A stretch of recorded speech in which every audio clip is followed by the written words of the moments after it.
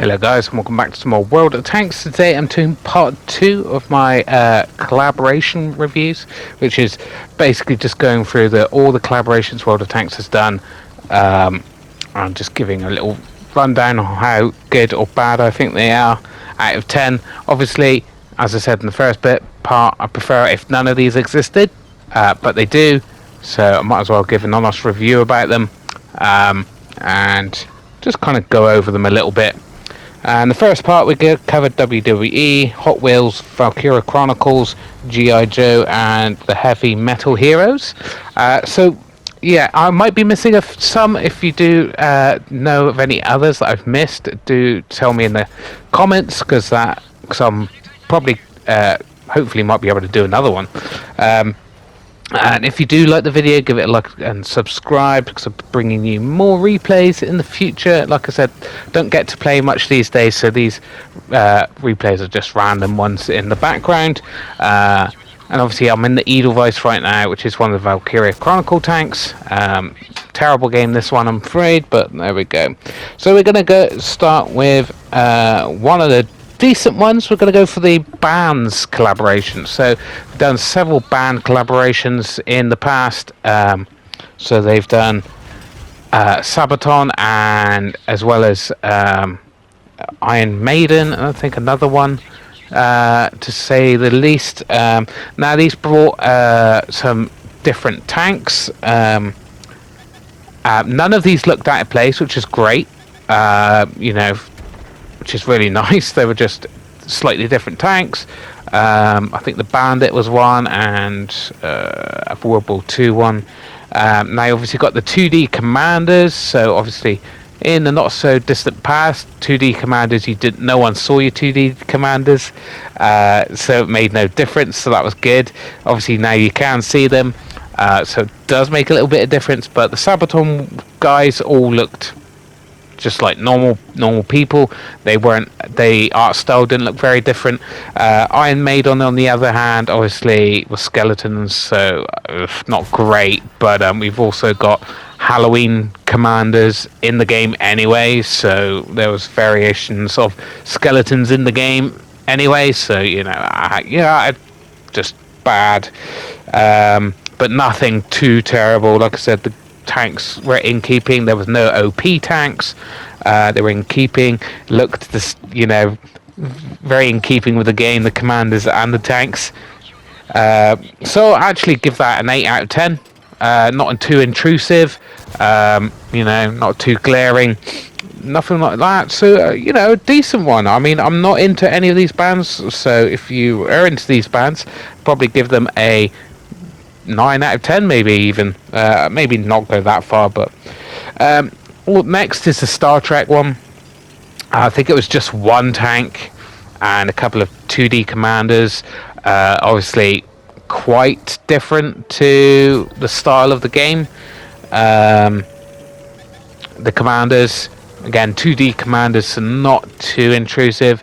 Definitely could have been worse. But yeah, the tank was awful looking.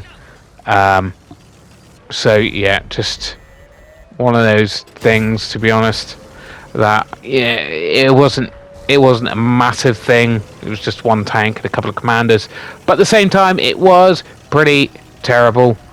So yeah, I'm gonna give that a 5 out of 10. So not impressed with that one. The tank had like the Enterprise engines on the back, which was terrible. You got a couple of garage gear stuff and things, but nothing too bad. So we're gonna go on to another one that I actually really liked. I'm a big anime fan. The Girls and Panzer. That was probably the first ever collaboration, but it was just the tank and one commander. It came back not too long ago. And it was the same tank, just the one tank, unfortunately. I would have preferred if they brought some more tanks into the game. But they also brought lots of commanders and some icons. Basically, Girls and Panzer is basically cute anime schoolgirls. But they're all 2D. They've got unique voices and stuff, which is great. And the tank is a World War II tank, so it just looks ever so slightly different to the tech tree version. So that was great. I think it's not too intrusive. Like I said, 2D commanders, and an actual World War II tank. I would have just preferred more of the tanks from the series and movies in the game, because they again are actual tanks we have in the game. So again, they wouldn't look too intrusive. So I think they would have been very much in keeping with the game.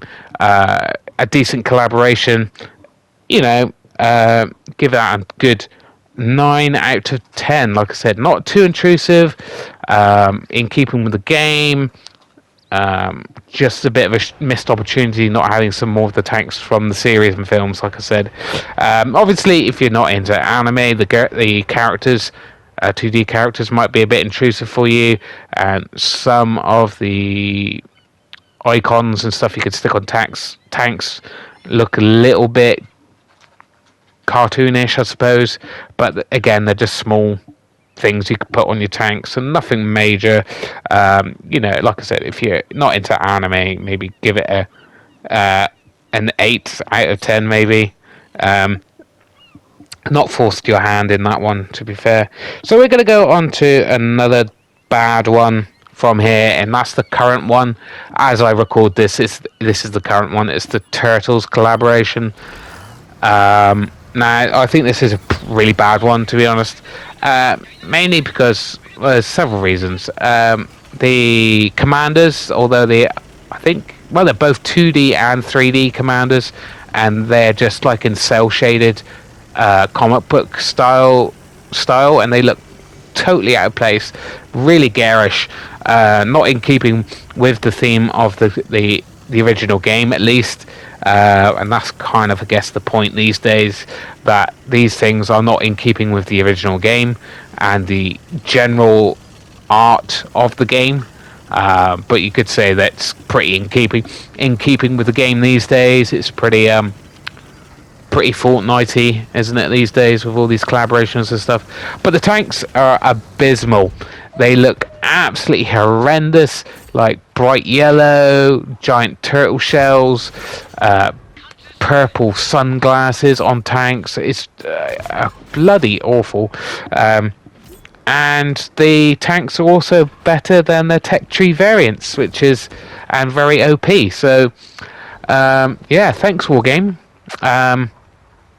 Kind of forcing people to buy these tanks just to say in the meta of the game, really.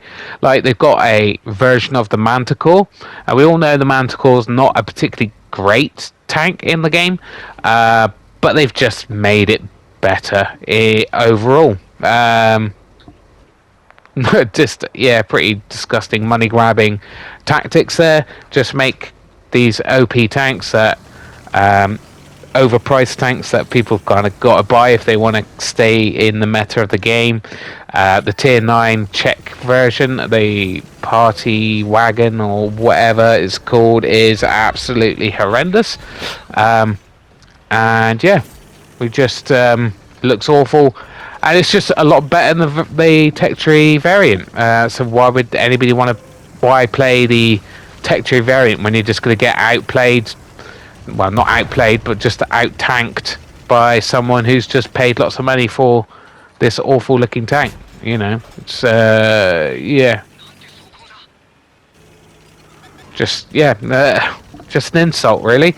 Like I said, the commanders and all that, just terrible looking, not in keeping with the game.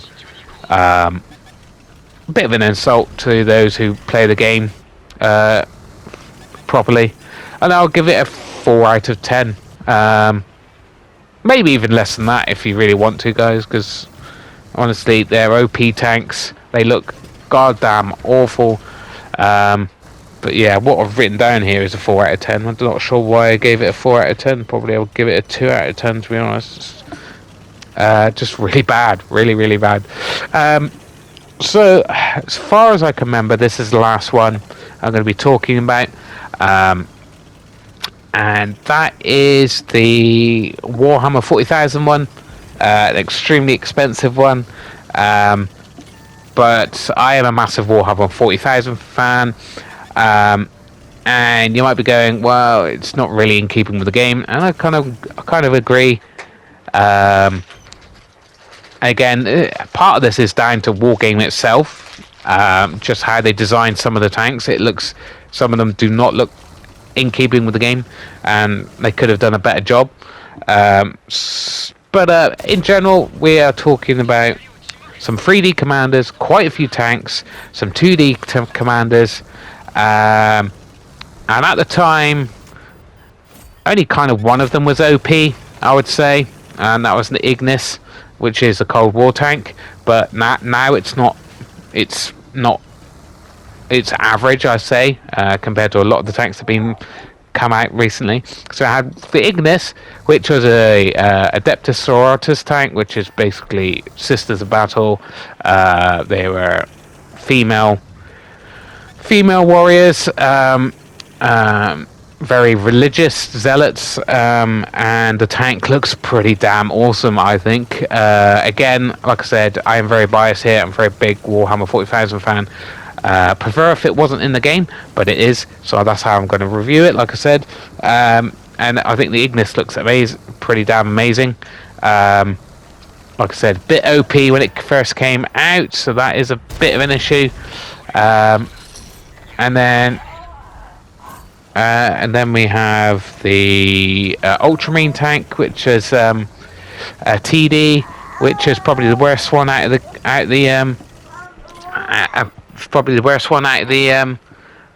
the lot. Probably underpowered and a bit weak, if anything, rather than overpowered. Big problem with that one is it's quite a bright blue, so it did look quite out of place. One thing I don't know why they did it, but it's got its unique gun has a glowing barrel. Now the thing is with this particular gun is in the Warhammer 40,000 world. It's a solid shotgun, so it shouldn't have a glowing barrel. So it looks silly in the game, and B, it doesn't actually make sense to Warhammer 40,000 fans. So yeah, that was a big mistake. That's the biggest mistake, is that particular tank in general. But the other tanks don't look too bad. Like I said, Warhammer 40,000 is all about war, so it's kind of in keeping with the game from that perspective. You had the Rogel Dawn, which is quite OP, the Lehman Russ, which is a good heavy tank, the Reaper Scythe, which is a great medium tank with a big alpha gun. In general, I think it was a fairly decent collaboration. You also had the 3D commanders. Those were a little bit, again, look very ridiculous, but like I said, I'm a Warhammer 40,000 fan, so I actually kind of like them. But again, I just when it comes to 3D commanders, I kind of hate 3D commanders in general, because who are these guys? I've been playing this tank the whole game. Now, for some reason, at the end of the game, these random people are standing in front of my tank taking the credit for the work my tank's been doing. It's obviously just a way to monetize the game. So yeah, not impressed with 3D commanders, but I kind of like these ones, because if I'm gonna have something like that, and you're gonna have turtles in front of your tank, might as well have a Space Marine in front of my tank. They got unique voices as well, and the 2D commanders look quite in keeping with the game, to be honest. I don't see too much of an issue with them. Also the Teethbreaker, which is a kind of weak tank, to be honest, but it looks quite good. Not too dissimilar to a lot of tanks in the game, so quite in keeping, I think. Like I said, if you're not really into Warhammer 40,000, then probably give it a 6 or 7 out of 10. I've given it an 8, because I'm really a big Warhammer 40,000. Obviously, it's not a 10 because the 3D commanders aren't in keeping really with the game, and some of the tanks look very out of place. But apart from that, generally quite a good collaboration. I quite enjoyed. Now, obviously, they're going to be doing more collaborations in the future, so I will be coming back with another review, I guess, in the future about more collaborations. But yeah, we've had some real bad lows with these collaborations, and a couple of highs. But yeah, mainly it's been mid to lower in this perspective. I mean, don't know where they're really coming from with some of these collaborations. I mean, WWE. I mean, what's that about? And Hot Wheels. I mean, now we know the general gist of the audience for World of Tanks is on the older side compared to most games. Now you're thinking, oh well, they're trying to do Hot Wheels because, you know, as a kid we've all played with Hot Wheels and stuff, but we've grown out of Hot Wheels. Most people have grown out of Hot Wheels, so, and it's nothing to do with tanks. So I just don't see why anybody would like it in the game. Whereas something like Warhammer 40,000, right? Yeah, we probably got into it as a kid, but a lot of us are still into it now. You know, so I can kind of see their logic behind it, and obviously it's war themed like the game. So not a bad collaboration from that point of view, from a money making perspective and that kind of thing.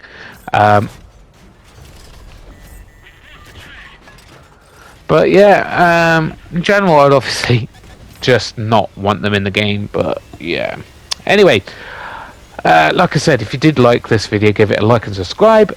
And we will just talk about this match to end things off, because it was actually quite a good match. And we are in the Eradicator, a kind of a unique tank, because it's a free short auto loader. It's a blue tank. I can't remember. I think it earns more money or something. It's one of those rarer tanks, and I quite like it. It's not a collaboration or anything. It's just a decent tank that they've changed up a bit. Just these days fine. We can see where that gun's firing, and we set him on fire by the looks of things there. He had a fire extinguisher, and we actually tracked someone. That was some lucky shots there. We always know there's always snipers on that hill, and we haven't fired any premium so far yet. And we've got over 2,000 combined just for one kill. We have gotten spotted, so we want to get next to here to get some protection. Unfortunately, there's a Vanguard there, and we really want to take him out because he's super fast. He could easily take us out if he wants to concentrate on us. But yeah. Shame we're not getting spotted here, but I think that medium's spotting these guys up. We come out to hit this guy, put two shots into him, and get another. We put in AP. We get our premium basically, because we're down to quite low health here. We want to make sure all our shots are hitting and penning now before we get taken out, and so we don't have to lead so much to hit this Vanguard to help this guy out. And we managed to get a shot in. That was very nice. Probably not going to get any. Oh, and there we go. Another blind shot. We're doing very well for blind shots this game. That's for sure. We've got one fire and one blind shot in as well, and one tracking shot as well. Blind. So that's 3 blind shots hit. And rush that shot. We did manage to get it in. Kind of want to get a shot in there, but don't really want to be sticking ourselves out that far, especially against TDs. We're going to be two-shotted by some of these TDs if we're not too careful. We put ourselves into a fairly decent position, but we could possibly get hit by tanks in the K8 area if they're not. We're not too careful. No one seems to be pushing that hard right now. That's the problem. The K8 area, no one's really pushing them, so they could be looking this way. Just seeing if that guy pokes. Doesn't look like he's gonna. Just seeing if that medium tank's gonna push out. And the TDs are now fully getting spotted up, which is nice. This guy is moving pretty quick. Yeah, that was a... Yeah, this gun can be a bit derpy. As you can see, we've got over 4,000 combined. Still only the 1 kill. Waiting for the reload. Unfortunately, it gets tracked, but repairs. This guy is exposing too much of his bottom of his hull, so we're going to be able to get 3 shots into this guy, and we do. And we get a medium that's underneath us. Looks like, seeing if I can probably angle down to get him. Someone is looking at me, being a bit risky here, but it looks like that dragon is coming to push us here, which is fine. Although he's got a big gun, we have to be very careful. We've got premium loaded because that's all we have left, and there he is. Gets a shot into us. Don't really want him to get reloaded, and yeah, okay.